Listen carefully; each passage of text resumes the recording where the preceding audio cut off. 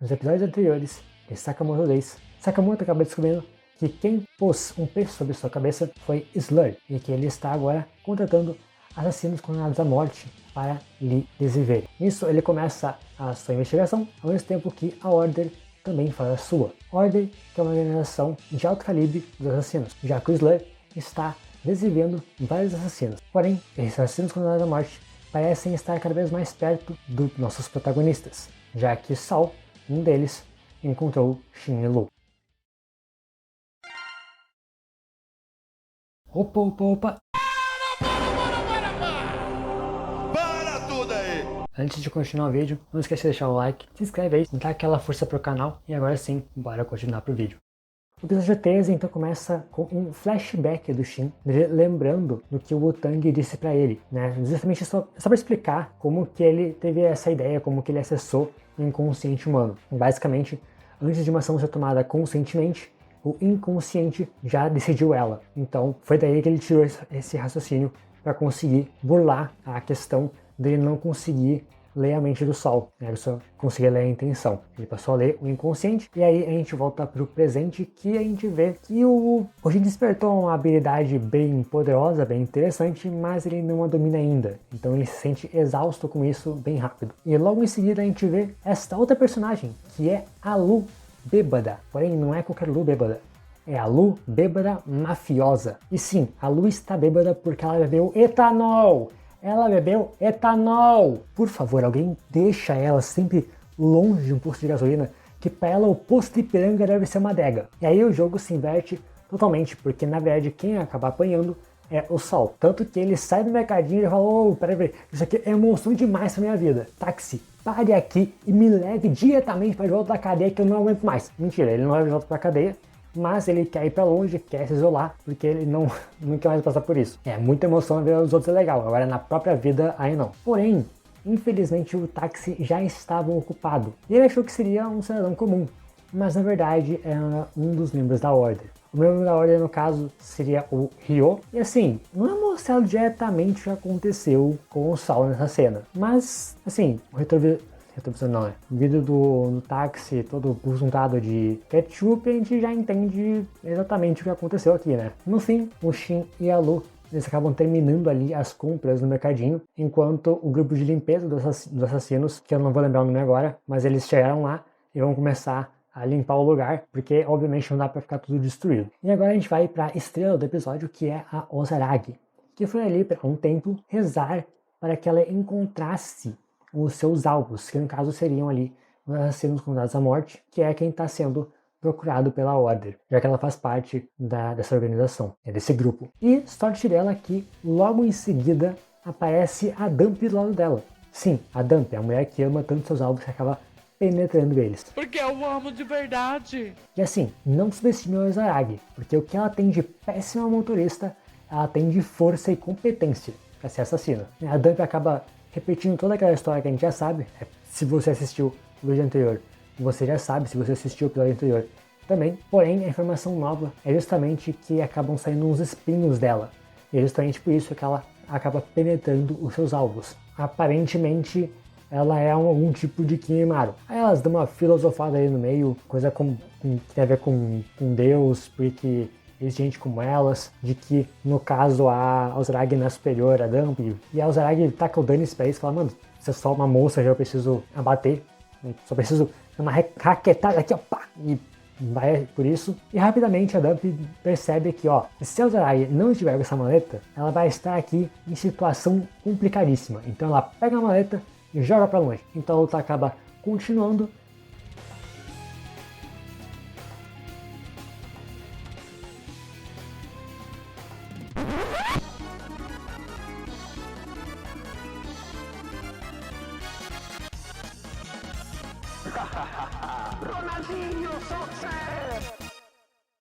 Mas a vantagem da Dump não é muito duradoura, porque logo elas vão acabar indo lá para baixo, né, mais ou menos no mesmo lugar onde acabou indo parar a maleta da Ozaragi. E aí você já sabe, né? É só aquele corte lindíssimo, Tramontina, pente fino. E o resto do episódio é basicamente o Reizuki tentando ali dar os seus pulos para encontrar os tais assassinos condenados à morte, ver se eles conseguem ser localizados ali. através do Pizuki e dele ali na Tokyo Tower. Eu lembro que tem um nome para esse lugar, eu me lembro, é um lugar real, mas eu não vou lembrar exatamente qual é o nome agora. A gente tem também o Apart, indo começar lá com o Berrena, com o Mecha Furry, não sei das coisas. Basicamente vai dizer, ó, tô vazando, vou sair daqui, tchau, bye bye, arrivederci. E a gente tem também, na última cena do episódio, o Minimalista chegando na lojinha de Sakamoto e se encontrando ali com a esposa do Sakamoto, enquanto ela está sozinha na loja. O que obviamente gera um senso de perigo, mesmo que você acredite que ela não vai ser esmagada nem nada, mas a gente fica com uma tensão no ar, dá um medinho. E é aqui que o episódio acaba. É basicamente a mesma coisa que eu tinha para falar sobre o episódio anterior, o encerramento do vídeo anterior. Vou acabar repetindo um pouco aqui. Eu não acho que Sakamoto tem vilões muito marcantes. Gostaria que tivesse antagonistas mais duradouros e que tivessem um pouco mais de presença nos episódios posteriores. Aparentemente, esse arco aqui ele vai justamente vir para desenvolver e para estabelecer a Order como esses antagonistas mais duradouros, o que por um lado é legal, mas por outro lado eu acho uma pena que esses assassinos novos, esses condenados à morte, estejam indo bem rápido, né? Porque basicamente aqui foi 2 em um episódio. Oi, fala aí, vozes da minha cabeça. Então, eu acabei demorando muito para trazer esse vídeo aqui, então o que eu vou fazer neste vídeo aqui, a partir de agora, é falar não apenas do episódio 13, mas também do 14, do 15 e do 16. Vou resumir todo esse arco aí, toda essa parte do arco que é dos assassinos condenados à morte, que resta para falar, porque senão eu não vou alcançar nunca o outro arco que já iniciou, eu nunca vou lançar o próximo arco. O episódio 14, então, ele vai começar com meio que uma fisioterapia ali do Shin. Não sei se esse nome é certo, mas é uma tal de vó Mia que está cuidando dele. E ela aproveitaria e dá um trato também na Lu e no Sakamoto. O Shin teve que ir até os serviços dela, porque a nova habilidade dele, que é o instinto superior, deixa ele com os músculos muito tensos, aparentemente. Então ele tem que meio que dar um jeito ali de dar uma relaxada para não ficar com problemas maiores. A Lu, basicamente, ela tomou um chá para desintoxicar de tanto tomar cachaça, e o Sakamoto é massageado ali. Porém, o que o Sakamoto não sabe a princípio é que esta senhora de idade, ela é a favor da positividade corporal. Então ela vai lá e amassa um ponto específico dele ali, porque segundo ela, ele tem que aceitar que agora ele é um gordola. E é isso aí. Mais à frente do episódio, ele vai perceber que ela fez isso e veremos mais sobre como ele vai acabar lidando com isso. No momento, o episódio vai acabar se dividindo, no caso o anime, porque eu não vou acabar ficando especificando os episódios em si, vou acabar juntando tudo de uma vez. Então, para todos os efeitos, o anime em si vai se dividir em 2 partes a partir de agora, que vão funilar lá na frente. E a primeira que eu vou falar é justamente daquela cena do final do episódio anterior. Lembra do final do episódio que eu tava comentando que o Minimalista chegou lá na lojinha do Sakamoto, tava a esposa do Sakamoto lá? Então, acontece que a gente descobre que, na verdade, quem estava ali era o Nagumo, disfarçado da esposa do Sakamoto. A gente tinha ficado ali porque o Sakamoto ia sair e pediu para ele ficar cuidando do lugar, o que foi uma grande felicidade para o Nagumo. Ele começou a basicamente brincar ali com o Minimalista para tentar tirar a informação dele, mas infelizmente este assassino aqui, o Minimalista, não tem nenhuma informação útil. Então vamos falar, beleza, então agora eu vou te amar. Escolhe aí um número de 1 a 6 para decidir como será a sua amada. E o Minimalista não está muito afim de decidir qual será o número, mas vamos dar um jeito ali de fazer ele decidir por meio de um dado. E o número que acaba indo, se não me engano, é o 3. E aí o Nagumo, ele simplesmente pega ali o canivete suíço gigante dele e usa, se não me engano, qual é o nome mesmo? Ele usa um abridor de lata gigante. Eu acho que eu tomei no cu. É uma doideira. A parada é que eu tô simplesmente rushando muito nessa luta, mas é aquela bizarrice maneira de ver em tela e que dura um certo tempo, porque o Nagumo fica lá tirando uma onda com o Minimalista. Eu tô indo bem direto ao ponto aqui, porque eu não quero ficar enrolando demais no vídeo. Mas deve estar aparecendo alguma imagem aí para ilustrar o que aconteceu. O mais importante no momento é que o Heizuki, ele consegue encontrar o Apart lá naquela parte onde seria a Tokyo Tower. Porém, ele acaba ficando, sim, muito pressionado com o Apart. Ele não consegue lidar com este assassino. Então, por sorte, o Sakamoto acaba passando perto ali do local e o Reizuki deu um jeito de avisar o Sakamoto de que ele estava lá e precisava de ajuda. E aí o Sakamoto chega lá e ajuda o Reizuki, consegue salvar ele. O problema é que ele tenta se forçar a emagrecer, como ele estava fazendo em episódios anteriores, e dessa vez ele não consegue por causa da vovó Mia. O que acaba fazendo com que ele realmente aceite agora ele é um gordo gigantesco e tente lidar com todo o peso dele, ao invés de tentar emagrecer na base da força. E quando ele faz isso, ele consegue dar uma surra no Apart, que até ali estava conseguindo lidar com a situação de maneira mais equilibrada. Nisso, o Apart ele acaba saindo ali do local, do topo da Tokyo Tower, de onde eles estavam, e vai para uma região mais abaixo, ali no meio da torre, onde ele fala que basicamente está achando divertido e interessante o Sakamoto, porque na mente do Apart é como se ao matar alguém ele estivesse estabelecendo uma conexão. Então, enquanto ele está tentando matar uma pessoa, ele está se conectando com ela. E aquela seria a conexão mais longa que ele já teve, porque o Sakamoto é muito forte, então ele acaba sendo muito mais resistente a essa investida do Apart. Ele decide que vai contar a história dele. O Sakamoto quer ouvir a história? Não, o Sakamoto diz, não tem tempo para perder contigo. Mas o Apart decide que vai contar mesmo assim, e ele dá ali o flashback dele, que resumidamente é uma história clichê de psicopata no garoto estranho que é rejeitado pela maioria das pessoas, inclusive pela própria mãe dele, que parece não ligar para ele por algum motivo, e a única pessoa que aparentemente ele gostava dele, dava um carinho a mais, era o próprio pai. Porém, depois que o pai dá um boneco ali para ele brincar, ele continua passando pela mesma rotina de ser rejeitado pelas outras pessoas, e ele começa a descontar a raiva dele no boneco. Começa a abrir e encostar o boneco de volta, até o dia em que ele, ao invés de fazer isso com um boneco, ele faz isso com um gato. E eu vou ser muito honesto, a partir deste momento específico eu torci pra ele morrer. A Dump já foi, o Minimalista já foi também, todo mundo já foi, só faltou ele, eu não teria pena. Não teria pena. Mas ele tá lutando contra o Sakamoto, então você provavelmente já deve presumir que ele não vai morrer porque o Sakamoto não mata. O importante no momento agora pro anime é que, sabendo que o filho fez isso, o pai do Apart, ele leva o Apart para um médico para ver se tem alguma coisa de errado. E o que acontece é que o médico não detecta nada de errado a princípio no cérebro da criança. Porque no caso o filho é um psicopata, não apareceria em um exame genérico, teria que ser um exame psicológico mesmo, com um psiquiatra, sabe?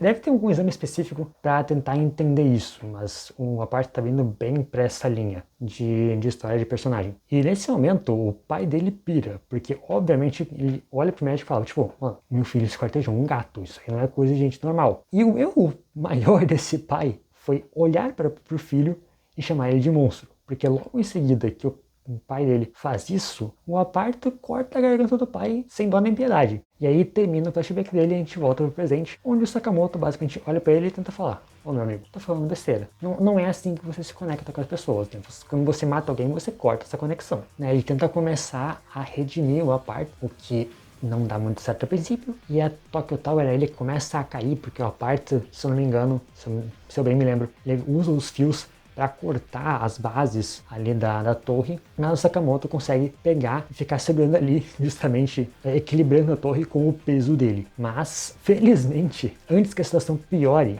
um outro personagem aparece, porque o destaque desta parte aqui, até o momento que eu estou falando agora, é o Sr. Takamura, que aparece do nada, ajuda o Sakamoto e vai embora sem falar absolutamente nada. Simplesmente o velho mais Shed dos últimos tempos, pelo menos, que eu esteja aqui na memória. Posso estar falando besteira, pode ser coisa do momento, mas até agora esse velho aqui só aparece pra me dar. É inacreditável. O cara é foda, patroa. Repito, pode ser coisa do momento, eu posso estar apenas emocionado, mas sigamos em frente, porque o que acontece em seguida é que realmente o Sakamoto, ele consegue ali dar uma conversada com o Aparto, fazer ele ficar inconsciente e meio que começar a redenção do Aparto, porque ele se une ao grupo do Sakamoto, pelo menos por enquanto. E nisso também o Sakamoto aproveita para tirar algumas informações dele. E o que o Aparto diz é que toda essa parada ali com assassinos que saíram da prisão, que foram contratados ali pelo Slur, na verdade eram uma grande cortina de fumaça para o verdadeiro objetivo. O Slur, na verdade, pretendia invadir a sede da AJ.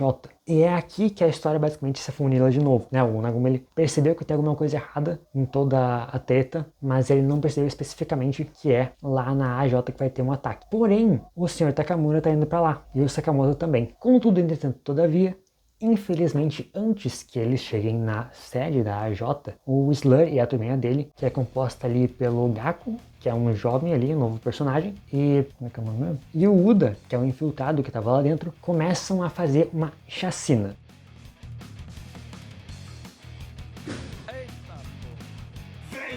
Venha que eu vou pegar minha marreta! Eu vou pegar minha marreta, meu irmão! Eu vou dar tanta marreta! Surprise, motherfucker!